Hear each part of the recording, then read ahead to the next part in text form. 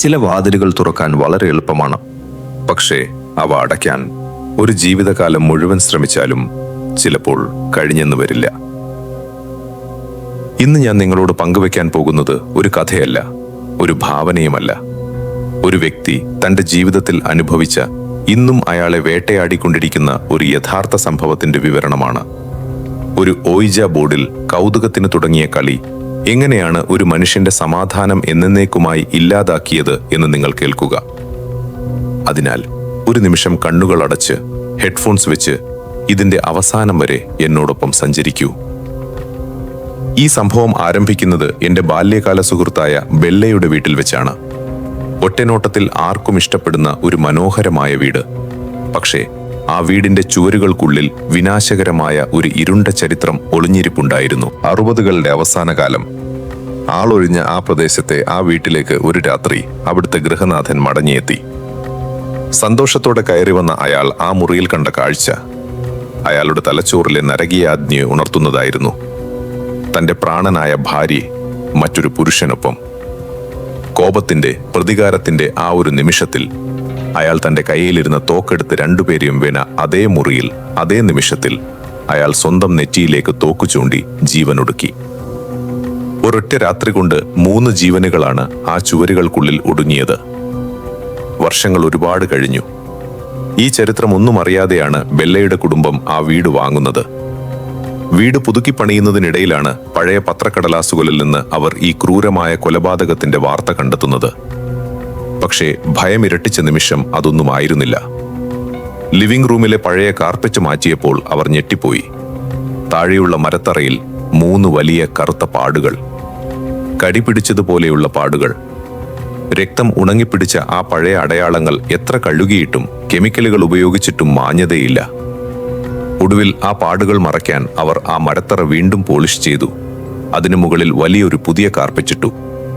പക്ഷേ ആ വീടിനെ ബാധിച്ച നിഗൂഢതകളെ അങ്ങനെയൊന്നും മറയ്ക്കാൻ അവർക്ക് കഴിയുമായിരുന്നില്ല. അവിടെ വിചിത്രമായ കാര്യങ്ങൾ പതിവായി നടക്കാൻ തുടങ്ങി. വെച്ചിരിക്കുന്ന സാധനങ്ങൾ പെട്ടെന്ന് കാണാതാകും. പിന്നീട് അത് തിരയുമ്പോൾ അതേ സ്ഥലത്തു തന്നെ ഇരിക്കുന്നുണ്ടാകും. ആരുമില്ലാത്ത സമയത്ത് അലമാരയുടെ വാതിലുകൾ തനിയെ തുറക്കും. ചില ദിവസങ്ങളിൽ ഒരേ ആളെ തന്നെ വീട്ടിന്റെ 2 ഇടങ്ങളിൽ ഒരേ സമയം കണ്ടതായി വീട്ടുകാർ ഭയത്തോടെ തിരിച്ചറിഞ്ഞു. അങ്ങനെ ഒരു ഭീതിതമായ അന്തരീക്ഷമുള്ള വീട്ടിലായിരുന്നു ഒരു രാത്രി ഞാൻ തങ്ങാനെത്തിയത്. ഞങ്ങൾക്ക് അന്ന് വെറും 13 വയസ്സ് മാത്രമാണ് പ്രായം. പ്രായത്തിന്റെ ആവേശം, ഭയത്തെക്കുറിച്ചുള്ള അറിവില്ലായ്മ. ഞങ്ങൾ ആ മുറിയിലെ എല്ലാ ലൈറ്റുകളും അണച്ചു.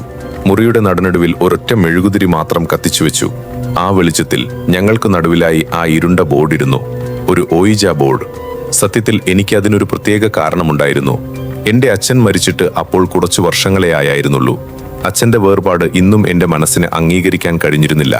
ഒരൊറ്റ തവണ കൂടി അച്ഛനോട് സംസാരിക്കാൻ കഴിഞ്ഞിരുന്നെങ്കിൽ എന്ന തീവ്രമായ ആഗ്രഹം മാത്രമായിരുന്നു എന്റെ മനസ്സിൽ. ഞങ്ങൾ രണ്ടുപേരും ഞങ്ങളുടെ വിരലുകൾ ആ പ്ലാൻഷെറ്റിന് മുകളിൽ വെച്ചു. മുറിയിൽ തണുപ്പ് അരിച്ചു കയറാൻ തുടങ്ങി. ഞാൻ പതുക്കെ ചോദിച്ചു, ഇവിടെ ആരെങ്കിലും ഉണ്ടോ? പ്ലാൻഷെറ്റ് പതുക്കെ നീങ്ങി അക്ഷരങ്ങളിലേക്ക് ചലിച്ചു. യെസ്. എന്റെ ഉള്ളിൽ ഒരു വിറയൽ പാഞ്ഞുപോയി. ഞാൻ വീണ്ടും ചോദിച്ചു, നീ ഒരു നല്ല ആത്മാവാണോ? മറുപടി വന്നു, മേ ബി, ഒരുപക്ഷെ. എന്റെ ഹൃദയമിടിപ്പ് എനിക്ക് തന്നെ കേൾക്കാമായിരുന്നു. പ്രതീക്ഷയോടെ ഞാൻ അടുത്ത ചോദ്യം ചോദിച്ചു, നീ എന്റെ അച്ഛനാണോ? ബോർഡിൽ പ്ലാൻഷെറ്റ് മീനി. നോ, അല്ല. നിനക്ക് എന്റെ അച്ഛനെ അറിയാമോ? യെസ്, അറിയാം. അദ്ദേഹം സ്വർഗത്തിലാണോ? യെസ്, അതെ. ആ മറുപടി വന്ന അതേ നിമിഷം മുറിയിലെ അന്തരീക്ഷം ആകെ മാറിമറിഞ്ഞു. വായുവിലെ ഓക്സിജൻ മുഴുവൻ ആരോ വലിച്ചെടുത്തതുപോലെ. എന്റെ ശരീരം ആകെ ഐസ് പോലെ തണുത്തുറഞ്ഞു. ആരോ കരിനിഴൽ പോലെ ഞങ്ങളെ തൊട്ടുരുമി നിൽക്കുന്നത് പോലെ ഒരു തോന്നൽ. പെട്ടെന്നാണ് ആ ശബ്ദം കേട്ടത്. ബെല്ലയുടെ കട്ടിലിൽ ആരോ വന്നിരിക്കുന്നത് പോലെ മെത്ത അമരുന്ന ശബ്ദം. ഞാൻ പതുക്കെ തല തിരിച്ചു നോക്കി.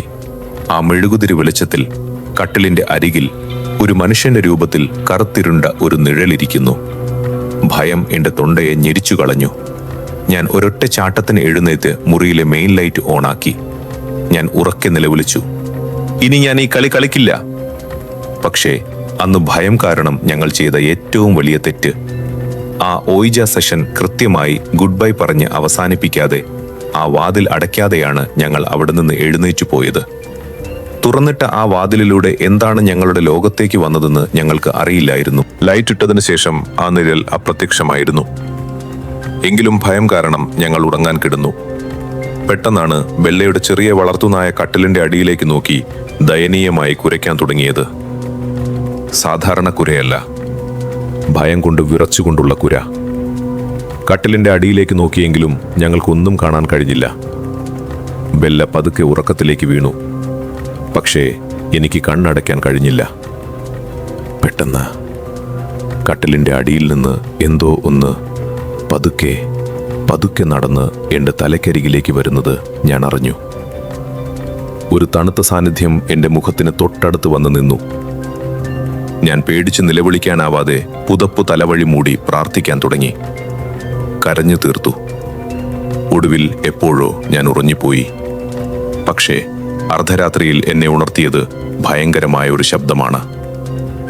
എന്റെ ചെവിയുടെ തൊട്ടടുത്ത് വെച്ച് ഒരു തോക്കിന്റെ കോക്ക് വലിക്കുന്ന ശബ്ദം. തൊട്ടു പിന്നാലെ ഒരു വെടിയൊച്ച. ഞാൻ ഞെട്ടിത്തെറിച്ച് എഴുന്നേറ്റു. എന്റെ ചെവികൾ അടഞ്ഞു പോയിരുന്നു. ഞാൻ ബെല്ലയെ വിളിച്ചുണർത്തി. പക്ഷേ അവൾ അങ്ങനെ ഒരു ശബ്ദമേ കേട്ടിട്ടില്ലായിരുന്നു. ആ ഇരുണ്ട ചരിത്രമുള്ള വീട്ടിൽ അന്ന് രാത്രി ഞാൻ കരഞ്ഞുകൊണ്ടാണ് വെളിച്ചം കണ്ടത്. ആ രാത്രി കഴിഞ്ഞ് മാസങ്ങൾ പിന്നിട്ടു. ഞാൻ കരുതി എല്ലാം അവിടെ അവസാനിച്ചെന്ന്. എന്നാൽ ആ വാതിൽ അടഞ്ഞിരുന്നില്ല. മറ്റൊരു സുഹൃത്തിന്റെ വീട്ടിൽ ഞാൻ നിൽക്കുമ്പോൾ വീണ്ടും ആ വിചിത്രമായ രാത്രി എന്നെ തേടിയെത്തി. ലൈറ്റ് ഓഫ് ചെയ്തതേയുള്ളൂ. പെട്ടെന്ന് എന്റെ ചെവിക്കരികിൽ വളരെ താഴ്ന്ന ഭീകരമായ ഒരു ചിരി കേട്ടു. ഒരു പുരുഷന്റെ ക്രൂരമായ ചിരി. ആരോ എന്റെ മുഖത്തോട് മുഖം ചേർത്ത് കിടക്കുന്നത് പോലെ എനിക്ക് തോന്നി. ഞാൻ ഭയന്ന് കട്ടിലിന്റെ മറുഭാഗത്തേക്ക് മാറിക്കിടന്നു. അപ്പോൾ ആ മുറിയുടെ ചുമരിൽ ചന്ദ്രവെളിച്ചത്തിൽ ഒരു വലിയ കൈയുടെ നിഴൽ തെളിഞ്ഞു വന്നു. 5 വിരലുകളും വ്യക്തമായി കാണാം.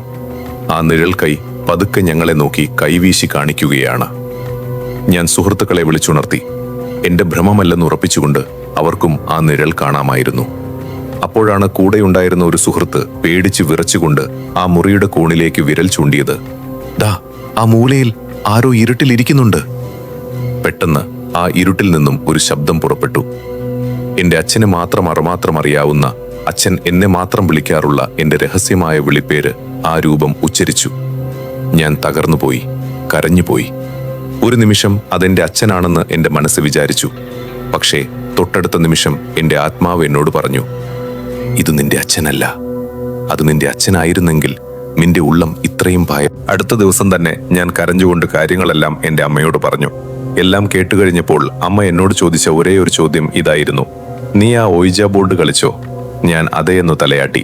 അമ്മ എന്റെ കണ്ണുകളിലേക്ക് നോക്കി കർശനമായി പറഞ്ഞു, ഇനി ഒരിക്കലും, ജീവിതത്തിൽ ഒരിക്കലും ആ സാധനം തൊട്ടുപോകരുത്. അതിനുശേഷമുള്ള മാസങ്ങൾ എനിക്ക് നരകതുല്യമായിരുന്നു. ഭയങ്കരമായ നൈറ്റ് ടെററുകൾ, ഉറക്കത്തിൽ ശ്വാസം മുട്ടുക, കണ്ണാടിയിൽ നോക്കാൻ പോലും പേടി. ഒടുവിൽ അമ്മ എന്റെ മുറിയിൽ വന്ന് പ്രത്യേക പ്രാർത്ഥനകൾ നടത്തുകയും ആ മുറി ആകെ പുതുക്കി പണിയുകയും ചെയ്തതിനു ശേഷമാണ് എനിക്ക് പതുക്കെ എന്റെ സാധാരണ ജീവിതത്തിലേക്ക് മടങ്ങാൻ കഴിഞ്ഞത്. വർഷങ്ങൾ ഒരുപാട് കഴിഞ്ഞു. ഇന്ന് ഞാൻ സുരക്ഷിതനാണ്. എങ്കിലും ചില നിശബ്ദമായ രാത്രികളിൽ എന്റെ ചെവിക്കരികിൽ ആ തോക്കിന്റെ ശബ്ദവും ക്രൂരമായ ആ ചിരിയും ഇന്നും മുഴങ്ങാറുണ്ട്. തുറന്നിട്ട ചില വാതിലുകളുടെ ഓർമ്മകൾ നമ്മെ ഒരിക്കലും വിട്ടുപോകില്ല. ഇതുപോലെയുള്ള യഥാർത്ഥ അനുഭവങ്ങളെയും ദുരൂഹതകളെയും കുറിച്ചുള്ള കഥകൾ നിങ്ങൾക്ക് ഇഷ്ടമാണെങ്കിൽ ഈ ചാനൽ നിഗൂഢം ഇപ്പോൾ തന്നെ സബ്സ്ക്രൈബ് ചെയ്യൂ. ഈ അനുഭവത്തെക്കുറിച്ചുള്ള നിങ്ങളുടെ അഭിപ്രായങ്ങൾ താഴെ കമന്റ് ചെയ്യുക. അടുത്ത എപ്പിസോഡിൽ ഇനിയും ഭയാനകമായ മറ്റൊരു യഥാർത്ഥ അനുഭവവുമായി നമ്മൾ വീണ്ടും കണ്ടുമുട്ടും. അതുവരെ ശുഭരാത്രി.